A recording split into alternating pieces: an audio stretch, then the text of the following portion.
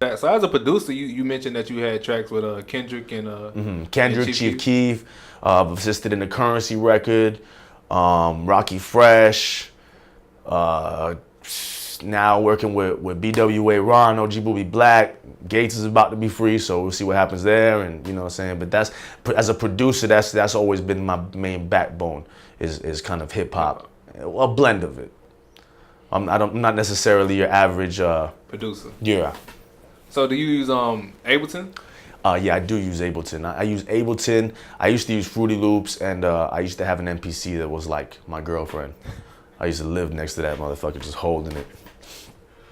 So one thing that you said earlier, right, when you first talked about going off in Europe, sometimes we see that in the States where like something isn't popping here, but for some reason it gets picked up over there. Really because heavy. things over there are a lot different than things over here, and fans are a lot different over there than fans over there are a lot more receptive. You know what I'm saying? Like over here is kind of like follow that train. Over there is kind of like we just enjoy what's hot. So it's a little bit different. It was something I wasn't accustomed to at the same time, but it's I just feel like people are just more open to good music over there rather than people over here are more open to a good artist. Because the good artist would be the trend. That's basically how I see it.